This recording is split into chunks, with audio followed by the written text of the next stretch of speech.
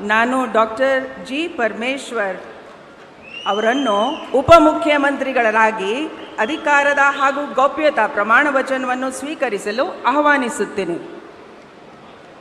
ನಾನು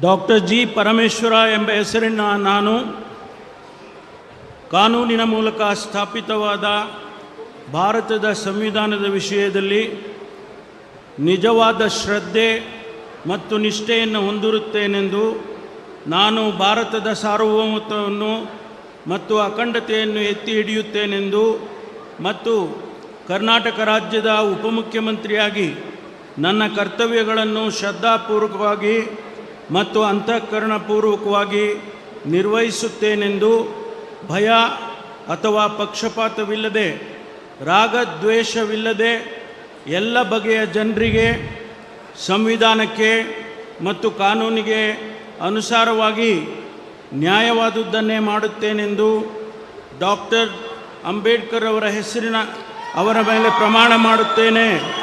ಶ್ರದ್ಧಾಪೂರ್ವಕವಾಗಿ ಪ್ರತಿಜ್ಞೆ ಮಾಡುತ್ತೇನೆ.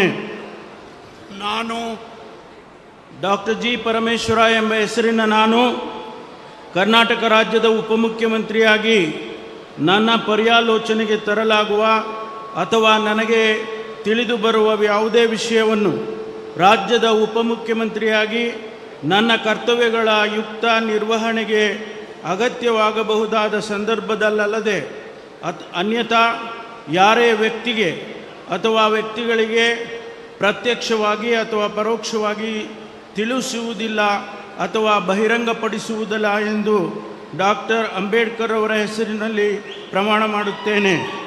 ಶ್ರದ್ಧಾಪೂರ್ವಕವಾಗಿ ಪ್ರತಿಜ್ಞೆ ಮಾಡುತ್ತೇನೆ. ಧನ್ಯವಾದಗಳು ಸರ್.